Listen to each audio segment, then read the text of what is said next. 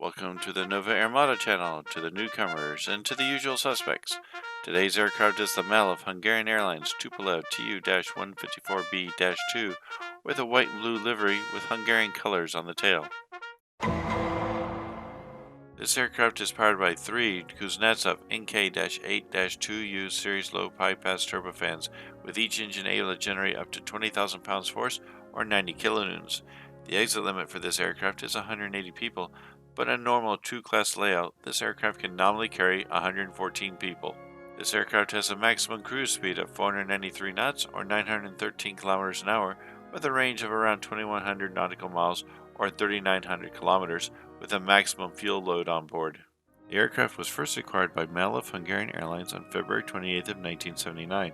At this point, it was painted in the light blue and white livery that Malev had from the 1970s into the 1980s.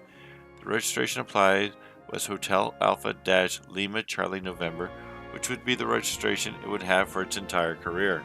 One minor incident for this airplane occurred in 1989 when 2 students from Czechoslovakia boarded the aircraft in Prague on a flight that was scheduled to fly to Amsterdam that day. The 2 students initially held the crew and 100 passengers hostage until the Hungarian consul to Prague arrived and negotiated the passengers' release, with himself staying as a hostage.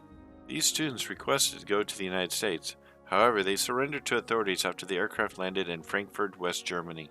This plane was retired along with all other Malev Hungarian Tu-154s in March of 2001. Sometime after this point, the aircraft was scrapped and no longer exists. What you're seeing now is a video showing the 1/400 scale Gemini Jets version of this aircraft, released in 2004. As you can see here, this is the only known production run in model form of this aircraft in any scale.